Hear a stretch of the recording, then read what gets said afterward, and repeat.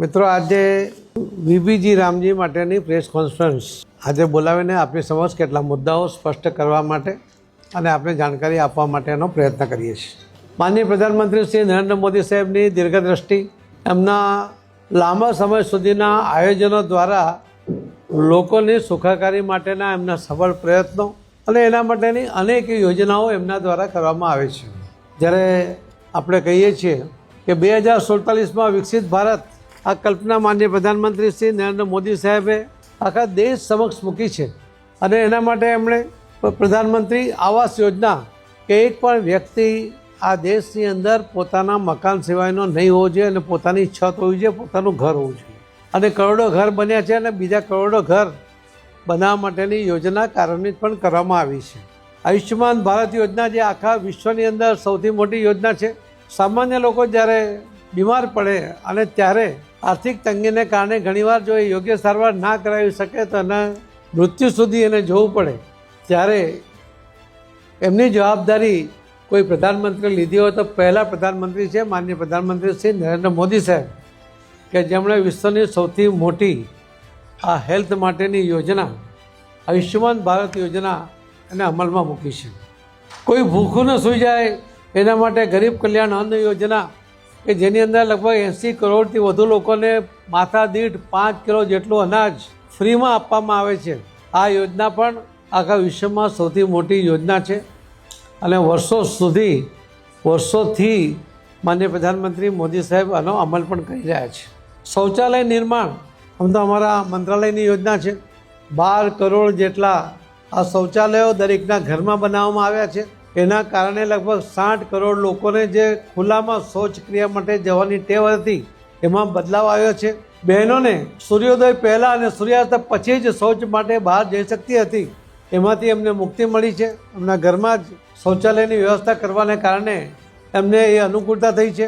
રાત્રે બહાર શૌચ માટે જવાને કારણે બહેનો ઉપર એની જે સુરક્ષાનો પ્રશ્ન હતો એમાં પણ એ બહેનો સુરક્ષિત થઈ છે. બાળકો જે બહાર શૌચ માટે જતા હતા એના કારણે ડાયરિયા જેવા રોગોનો ભોગ બનતા હતા અને દર વર્ષે લગભગ 60,000 બાળકોનું મૃત્યુ થતું હતું. એ પહેલાં જ 5 વર્ષમાં 2014થી 2019 સુધીમાં જ WHO રિપોર્ટ પ્રમાણે 3 લાખ જેટલા બાળકોના મૃત્યુમાં અટકાવી શકાયા છે. ત્યાર પછીનો ઓફિશિયલ રિપોર્ટ WHOનો આવ્યો નથી, પરંતુ એ આવશે તો એ બી આપણે જાણ કરવામાં આવશે. હર ઘર જલ એ પણ અમારા જ મંત્રાલયનું છે. લગભગ 15 કરોડ ઘરોની અંદર નળ સે જલ પાણી આપવામાં આવ્યું છે. ગ્રામ્ય વિસ્તારોમાં દરેક ઘરમાં માથાદીઠ 55 લીટર પાણી આપવા માટેની આ યોજના છે અને લગભગ 4 કરોડ ઘરોમાં હજુ પણ પાણી આપવા માટેની એ પ્રક્રિયા ચાલી રહી છે. 2028 સુધીમાં આખા દેશમાં તમામ ઘરોમાં આ નળથી જલ મળે એના માટેના પ્રયત્ન છે. અને આના કારણે પણ જે 9 કરોડ બહેનો રોજ પાણી લેવા માટે 5.5 કરોડ કલાક એમના બગડતા હતા અને પાણીનો વજન ઉચકીને એમને ચાલુ પડતું હતું, એમાંથી એમને મુક્તિ મળી છે. જે પીવાલાયક પાણી ન હોય છતાં પણ જે મળે તે પાણી લાવવું પડે, એના કારણે એના કુટુંબમાં બાળકોમાં એમને પોતાને WHO રિપોર્ટ પ્રમાણે 8.5 લાખ કરોડ રૂપિયાનો જે ખર્ચ કરતા હતા એમાં પણ બચત થઈ છે. એવા દરેક યોજનાને કારણે આ દેશના અનેક લોકોને અલગ અલગ ફાયદા થયા છે. અને એ જ રીતે ઉજ્જવલા યોજના દ્વારા બહેનો જે ભીના લાકડા પર રસોઈ કરતા હતા, ધુમાડો થાય એના કારણે એમના ફેફસા બગડે, એમના ઘરમાં એનું નાનું બાળક હોય એ પણ નાનપણથી જ એ નબળું થાય, તો એ ઉજ્જવલા યોજના દ્વારા દરેક બહેનોને ગેસનો બાટલો આપીને, કનેક્શન આપીને, અને એ પણ પહેલો બાટલો ફ્રીમાં, કનેક્શન ફ્રીમાં, ચોલો ફ્રીમાં, આ પ્રમાણેની વ્યવસ્થા બહેનો માટે પણ મોદી સાહેબે કરી. મુદ્રા યોજના દ્વારા પણ સૌને લોન મળે એની વ્યવસ્થા કરી. બધાના બેંક એકાઉન્ટ ખુલ્યા. સરકારની યોજનાઓના પૈસા સીધા એ બેંક એકાઉન્ટમાં જમા થવા લાગ્યા. રાજીવ ગાંધી જે કોંગ્રેસના પ્રધાનમંત્રી હતા એમણે કહ્યું હતું કે હું દિલ્હીથી 1 રૂપિયો મોકલું છું, 15 પૈસા પહોંચે છે. તો ગ્રામ પંચાયતથી લોકસભા સુધી એમનો જ રાજ હતો, એટલે એમના જ લોકો 85 પૈસા વચ્ચેથી ખાઈ જતા હતા. એ વાત એમણે સ્વીકારી જ છે. તો આજે પ્રધાનમંત્રી શ્રી નરેન્દ્ર મોદી સાહેબે આ બેંક એકાઉન્ટ બધાના ખોલાવીને એમાં એમના લાભાર્થી છે એમના એકાઉન્ટમાં સીધા પૈસા જમા થાય છે. કોઈ એમાં વચેટીઓ આવતો નથી. લાભાર્થીને પૂરા પૈસા મળે એવી વ્યવસ્થા પણ કરી છે. આ વિકસિત ભારત બનાવવા માટે આ બધું જ જરૂરી છે.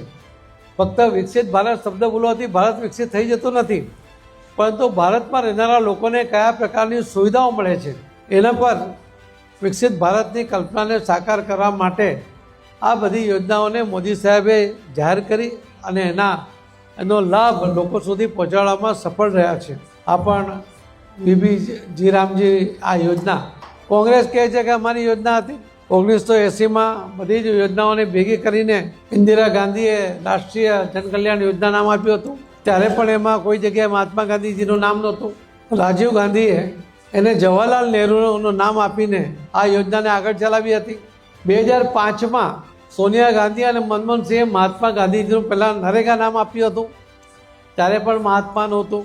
ત્યાર પછી મનરેગા કરીને ગાંધીજીનું નામ એમણે ઉપયોગ કર્યો. ગાંધીજીના નામનો કોંગ્રેસે સતત વિરોધ જ કરતા રહ્યા છે. એમણે ક્યારેય મહાત્મા ગાંધીજીને યોગ્ય ન્યાય મળે એનો પ્રયત્ન કર્યો જ નથી. ગાંધીજીના છેલ્લા શબ્દો હતા ઓ રામ, એ પણ કોંગ્રેસ સ્વીકારવા માટે તૈયાર નથી. કોંગ્રેસે એમના ફોટો સિવાય બીજો કશો જ ઉપયોગ પોતાના લાભ છે બીજો કશો જ એમનો ઉપયોગ થવા દીધો નથી. સ્વચ્છતાનો આગ્રહ ગાંધીજી કરતા હતા ત્યારે કોંગ્રેસે ક્યારેય સ્વચ્છતાની વાત પણ યાદ નથી કરી. જે માનનીય પ્રધાનમંત્રી મોદી સાહેબે આખા દેશને જાગૃત કરીને સ્વચ્છતા માટે આગળ લઈ ગયા. ખરા અર્થમાં મહાત્મા ગાંધીજીને શ્રદ્ધાંજલિ આપવાનો પ્રયત્ન કર્યો. છેલ્લા છેવાડાના માનવી સુધી સરકારની યોજનાનો લાભ મળવો જોઈએ એના માટે દરેક જણને અને ગરીબ લોકોને પણ લાભ મળવો જોઈએ. એટલા જ માટે દરેક લોકોને ગરીબ લોકોને જે 80 કરોડ લોકોને ફ્રીમાં 5 કિલો અનાજ માથાદીઠ આપવામાં આવે છે એ યોજના પણ માનનીય પ્રધાનમંત્રી મોદી સાહેબે ગાંધીજીની જે કલ્પના હતી એને સાકાર કરવા માટે કરી છે. અને જે નામ કહે છે કે નરેગા કે મનરેગા અમારી યોજના હતી, આ મૂળ યોજનામાં ઘણીવાર ફેરફાર થયા છે. પરંતુ મનરેગા જે સમયમાં 2005ના સમયમાં જે કંઈ ગરીબોના કલ્યાણ અર્થે કરવાના નામે જે યોજના જાહેર થઈ એમાં ખૂબ મોટો ભ્રષ્ટાચાર થતો હતો. યોજનામાં છીંડા ઘણા બધા હતા જેનો ઉપયોગ કોંગ્રેસીઓ પોતે કરતા હતા અને એમાં પણ ફક્ત મજૂર જ રહે, એનાથી આગળ વધે જ નહીં. એ હાથથી ખાડો ખોદે, રોડનું કામ કરે, માટી કામ કરે, એના સિવાય કોઈ કલ્પના જ નહોતી કરી. એ મનરેગામાંથી મોદી સાહેબે આજે વીબી રામજીની જે યોજના લઈ આવ્યા છે એની અંદર 100 દિવસને બદલે 125 દિવસ સુધીની રોજગારી આપવામાં આવશે. સાથે સાથે જે પહેલાં 15 દિવસે પગારની ચૂકવણી કરતા હતા હવે 7 દિવસની અંદર કરવામાં આવશે. આની અંદર ફક્ત મજૂરી નહીં, કૌશલ્યને પણ વિકસાવવા માટેની યોજના બનાવી છે કે ફક્ત મજૂર બનાવવા દેશમાં એના બદલે એમને જે કૌશલ્ય છે એમાં જે ટેલેન્ટ છે એનો ઉપયોગ કરવા માટે પણ આ રામજીમાંથી પૈસા વાપરી શકાય એ પ્રકારની આ યોજના બનાવી છે. એના કારણે ખૂબ મોટા પ્રમાણમાં લોકો જે મજૂર નથી પરંતુ એમની પાસે ટેલેન્ટ છે એવા લોકોને પણ એનો લાભ મળશે. આવી યોજનાઓ દ્વારા અમારી યોજના જે છે જળ સંચય જન ભાગીદારી એટલે જન આંદોલનમાં પરિવર્તિત કરવા માટેનો જે અમારો પ્રયત્ન છે અને એમાં પણ માનનીય પ્રધાનમંત્રી મોદી સાહેબના આહ્વાનને કારણે લગભગ 10 મહિનાની અંદર 35 લાખ જેટલા સ્ટ્રક્ચર બન્યા છે. આ સ્ટ્રક્ચર એમાં ક્યાંય સરકારનો એક પણ રૂપિયો વપરાયો નહોતો. ત્યાં મોદી સાહેબે આ વખતે મનરેગા નામ હતું ત્યારે પણ અને હમણાં જે રામજી 1 એપ્રિલથી નામ બદલાય છે ત્યારે એમાં જે ડાર્ક ઝોન છે કે જ્યાં બિલકુલ 1200 ફૂટ સુધી પાણી છે એવાને મનરેગાના જિલ્લાના ફંડમાંથી 65% પૈસા ફરજિયાતપણે આ જળ સંચય માટે વાપરવા માટેની યોજના પણ બનાવી છે. એમાં જે સેમી ક્રિટિકલ ઝોન છે ત્યાં પણ મનરેગાના ફંડના 40% પૈસા કલેક્ટરે ફરજિયાત આ જળ સંચય માટે વાપરવાના છે. અને સામાન્ય જે જિલ્લાઓ છે ત્યાં પણ મનરેગાના કુલ ફંડમાંથી 30% પૈસા એ આ જળ સંચય માટે વાપરવા માટેની યોજના બનાવી છે. કુલ 88,000 કરોડનું જે બજેટ મનરેગાનું છે એમાંથી 32,000 કરોડ રૂપિયા એ માનનીય પ્રધાનમંત્રી મોદી સાહેબે એ જળ સંચય માટે ફાળવી આપ્યા છે. તો આ દરેક યોજનાનો લાભ મળે એની અંદર ફક્ત મજૂરીથી ખાડો ખોદો કે કૂવો ખોદો એવો નહીં, પરંતુ એમાં કેટલાક અંશે મશીનનો પણ ઉપયોગ થાય, કેટલાક અંશે જે મટીરિયલ વપરાય એના પણ પૈસા આમાંથી ચૂકવી શકાય. એ પ્રકારની વિવિધ વિષયોને જોડીને આ યોજના બનાવી છે. મજૂરો જ પેદા કરવાનો આમાં આશય નથી, ફક્ત પણ એના ટેલેન્ટનો પણ ઉપયોગ થાય. જળ સંચય દ્વારા દેશને પણ પાણીની જે કમી છે એ દૂર થાય. આવા વિવિધ પ્રકલ્પોને જોડીને આ રામજીની યોજના એ બનાવવામાં આવી છે. કોંગ્રેસ ક્યારે પણ લોકહિતના કામ માટે આગળ આવતી નથી. એની યોજનાઓ એમને પોતાના માટે જ હોય છે. મોદી સાહેબને દરેક યોજનાઓ એ સામાન્ય વ્યક્તિ સુધી પહોંચાડવા માટેનો એમનો પ્રયત્ન હોય છે. એમનું જીવન સહજતાથી સામાન્ય રીતે જીવી શકે, કોઈ પણ અડચણો વગર જીવી શકે એવી સરળતા કરવા માટેની યોજના એ ડિઝાઇન કરતા હોય છે. અને એટલા જ માટે 12 કરોડ જેટલા ટોયલેટો, 15 કરોડ જેટલા ઘરોમાં પાણીની વ્યવસ્થા, બહેનોને ઉજ્જવલા યોજના હેઠળ ચૂલાની યોજના, બેંકોમાં એકાઉન્ટ, 80 કરોડ લોકોને દર મહિને અનાજ, આ બધી જે યોજનાઓ છે એનાથી સામાન્ય લોકોને ખૂબ મોટો ફાયદો થાય છે. આ યોજના પણ બીબીજી રામજીની યોજના પણ લોકહિતમાં છે. વધુ સારી રીતે, વધુ વ્યાપક પ્રમાણમાં આ યોજના દ્વારા સેવાકીય પ્રવૃત્તિ થાય એના માટેની આ યોજનાની ડિઝાઇન બનાવવામાં આવી છે.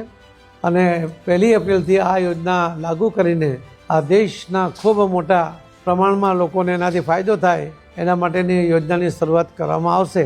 આ વાત આપના માધ્યમથી લોકો સુધી પહોંચે એના માટે આજે આ પ્રેસ કોન્ફરન્સ બોલાવી છે. મને વિશ્વાસ છે કે અહીં જે ઉપસ્થિત છે પ્રિન્ટ અને ઇલેક્ટ્રોનિક મીડિયાના મિત્રો એ અમારી વાતને આપના માધ્યમથી લોકો સુધી પહોંચાડે, જેનાથી લોકો એનો લાભ પણ લઈ શકે અને એમને આ યોજનાનો ડિઝાઇનની પણ માહિતી મળે, આનાથી કેવી પ્રકારનો ફાયદો લઈ શકાશે એ પણ એમના ધ્યાનમાં આવશે. તો આપ સૌને વિનંતી છે કે આપના માધ્યમથી આ વાત લોકો સુધી પહોંચાડો.